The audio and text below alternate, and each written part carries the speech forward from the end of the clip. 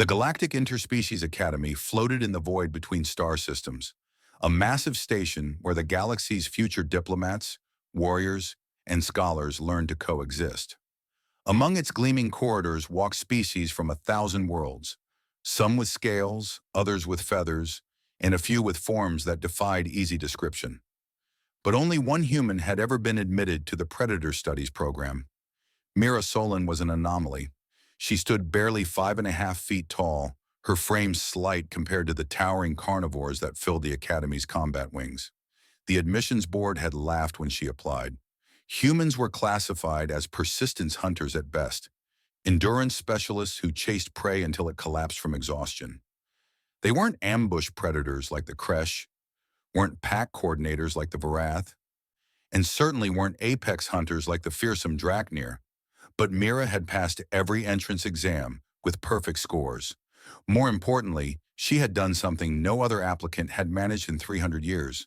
She had looked the chief instructor, a 17-foot Draknir with teeth like daggers, directly in his primary eyes and smiled. "I'm not here to be like you," she had said. "I'm here to show you what you've been missing." That had been 6 months ago. Now Instructor Vorex stood before his class of predator cubs, juveniles from 17 different species, each born to hunt, and scanned the training arena with growing concern. Every seat was filled except one, Mira's seat. In 6 months, she had never missed a single lesson. Not when she'd broken her arm during grappling exercises with a Kresh twice her size. Not when station gravity had malfunctioned, leaving her vomiting in the corridors while her inner ear adjusted. Not even during the festival week when most students vanished to celebrate their homeworld traditions. Reek, a young Draknir with midnight blue scales and amber eyes, raised his clawed hand. "Instructor, where is Mira?" Vorex's tail twitched with irritation. "How should I know where the human—" "She's never late," interrupted Sis, a serpentine Voreth who sat coiled in the back. "Something's wrong." Murmurs rippled through the class. The predator cubs exchanged glances, an unusual moment of unity among species that had spent millennia as rivals, competitors, and sometimes enemies. "Settle down," Vorex growled. "We'll proceed with—" But Reek was already standing, his nostrils flaring as he tasted the air. "She's not in the medical wing. I can't catch her scent anywhere in the nearby sectors." "You tracked her?" Vorex's eyes narrowed. "We all did." This came from Kratha, a Kresh whose fur bristled with concern. "After the first month, we started memorizing everyone's scent patterns. It's what pack hunters do. And Mira's isn't just absent, it stops at the junction near the archive levels." Vorex felt something unfamiliar stir in his chest. These cubs, these competitive, territorial, proud young predators, had formed a pack, and somehow the small human had become part of it. "Fine," he rumbled. 10 minutes, find her. But if this is some juvenile prank—" The cubs were already moving.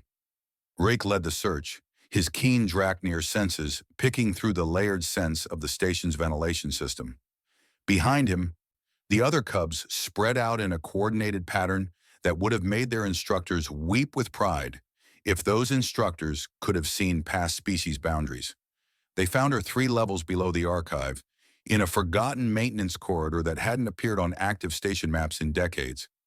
She was unconscious, slumped against a wall panel, her tablet lying broken beside her. But what made Reich's blood run cold was the gash on her forehead and the spreading pool of crimson beneath her. "Mira!" He rushed forward, his claws retracting instinctively as he reached her. The scent of human blood filled his nostrils, sweet and copper, nothing like the acidic tang of Draknir or the alkaline bite of Kresh. Her eyes fluttered open.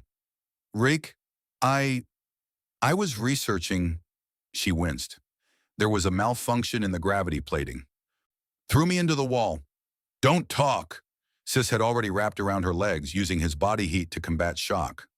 Kratha was contacting medical emergency, but it was what Reik saw in Mira's eyes that struck him hardest. Not fear, not pain, relief. "You came looking," she whispered. "I knew you would." "Of course we did," Reek said, surprised by the fierce protectiveness in his own voice. "Your pack." Later, in the medical wing, Instructor Vorex stood beside Mira's recovery bed. The human was already arguing with the doctors about discharge times, her head wrapped in regenerative bandages. You created something unexpected here, he told her quietly. Mira grinned, that same fearless expression she'd worn during her interview. That's what humans do, instructor. We're not the fastest or the strongest. We're not born with claws or venom or armored scales. She glanced toward the waiting room, where 17 different species sat together, waiting for news about their packmate. But we're really, really good at making friends out of strangers, at building bridges between those who think they have nothing in common, at turning rivals into family. She met Voryx's gaze. You asked what humans bring to the predator classes? That's it.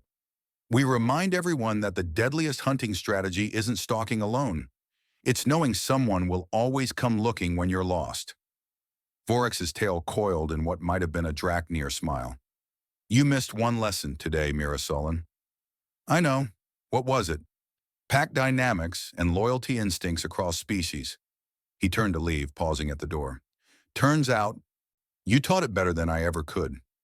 When the cubs finally rushed in, ignoring every hospital protocol, Mira greeted them with a smile that could have lit up the void of space itself. And in that moment, the galaxy learned something new. Humans might not be apex predators, but they were pack, and that made all the difference.